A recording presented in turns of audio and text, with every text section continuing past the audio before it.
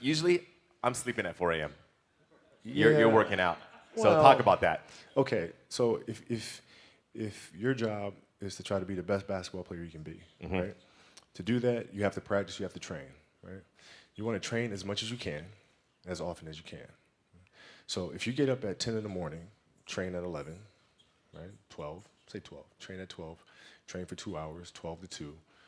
You have to let your body recover. So you eat, recover, whatever. You get back out, you train, start training again at 6.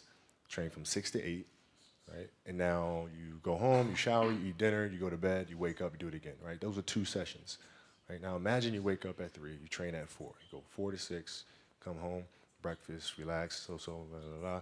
Now you're back at it again, 9 to 11, right? You relax, and now all of a sudden you're back at it again, 2 to 4, and now you're back at it again, 7 to 9.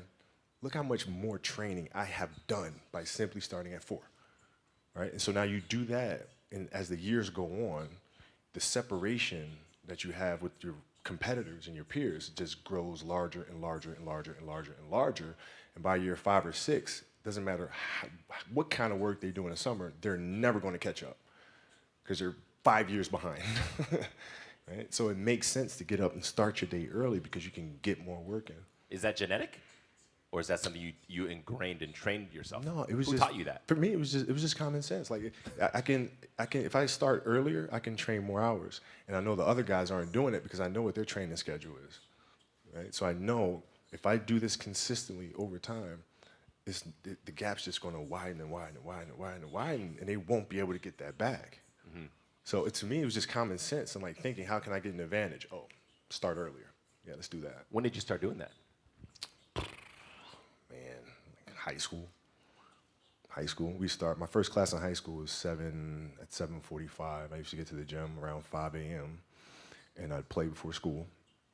And then school would start. Who's playing with you at 5 a.m.? My coach. So my coach would show up and we'd do all these basketball drills. Right? So just you and your coach? Just me and my coach. And sometimes it would just be me and the janitor, and who's still there today. And then I play at lunchtime. That guy should get a medal. I hooked him up with a few things. But I play during lunch and then practice after, and then go home, do my schoolwork, and then watch a bunch of game film and games on TV and study film. Was that the only thing you've been obsessed about, basketball? Is it genetic or you just learned it? I mean, how did that idea even come up? Because that's obviously a pillar of Mamba mentality, the obsessiveness. This is just, like you said, I'm going to get up at 4, everybody's get up at 6. If everybody's going to get up at 4, I'm going to get up at 2. Right? How do you develop that, or where do you learn that from? Well, I think it's just it's just a matter of what's important to you, and what's important to you for whatever reason. I felt like I didn't feel good about myself if I wasn't doing everything I could to be the best version of myself. If I felt like I left anything on the table, it would eat away at me. I wouldn't be able to look myself in the mirror. Right? So the reason why I can retire now and be completely comfortable about it, because I know that I've done everything I could to be the best basketball player I could be.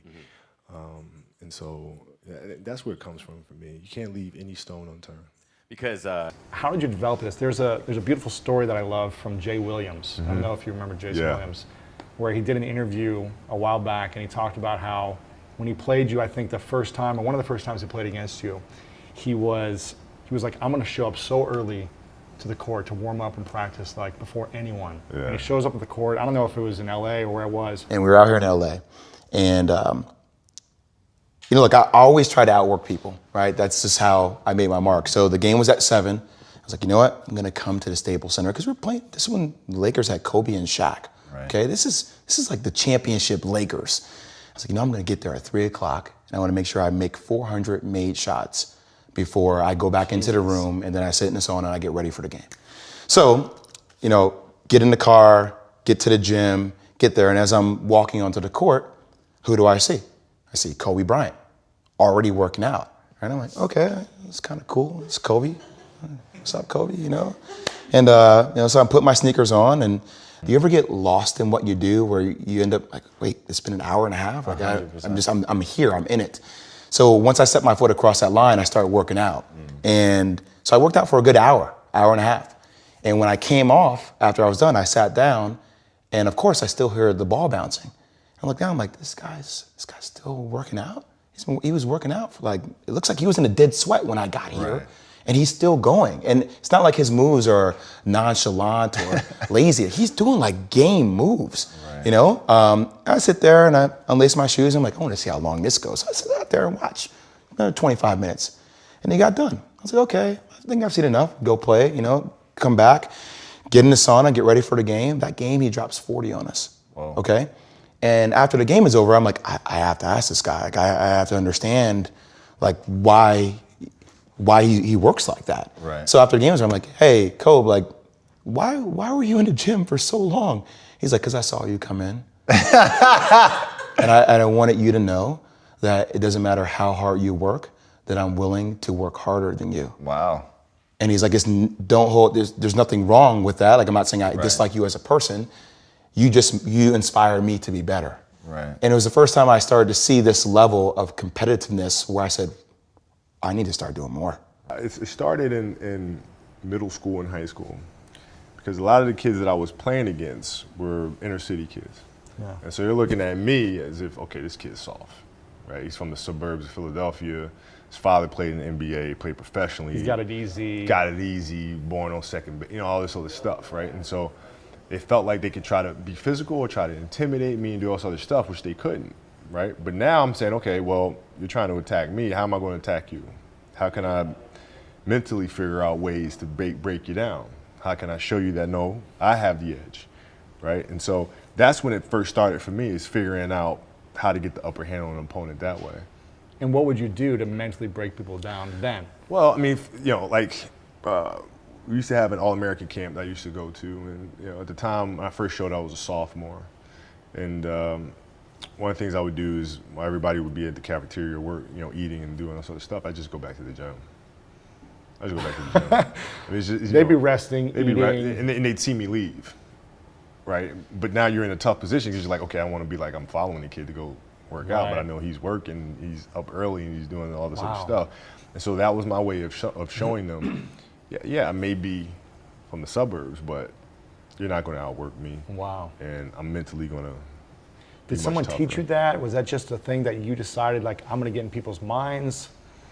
I think it's just figuring out ways to be better and to win the game. And it started as a defense mechanism because, you know, they were the ones talking trash to me, and you know, kid from Italy, blah blah blah, and all this other stuff.